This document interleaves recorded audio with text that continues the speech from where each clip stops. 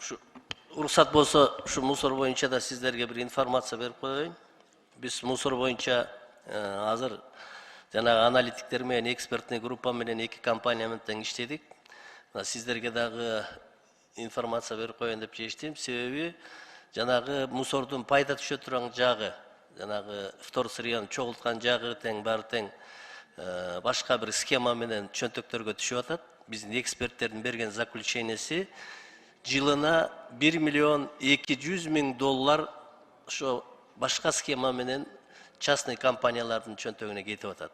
А расходный частьтин Бишкек шаарынын бюджети көтөрүп атат. Мына ушуну биз комплексине карап атабыз. Буйруса, мына 2 айдын ичинде биз жанагы раздельный сбор мусора кылбай, ошонун баарын бул бир оператор болуш керек. Мусордон чогулткандагы, ташыгандагы, свалочный полигондогу, заводдогу. Ушул бир един оператор кылып туруп, буйруса муну биз тартипке салабыз. Ушуну казнага түшүрөбүз. Себеби эки компания тең экспертный группа тең берип атат. Бул рентабельный предприятие. Эгер дүйнө жүзүндө 4 чоң бизнес болсо, ошонун бирөөсү мусор менен байланышкан бизнес деп бизге заключениясын беришти. Ошон үчүн биз буга жаңылыштык кетирбейли деп, муну биз аналитиктер менен тактап атабыз, экспертный группа компаниялар привлекать этип атабыз. Анан буйруса мунун баарын тең ордоруна коебуз. Мусор маселесин чечебиз буйруса.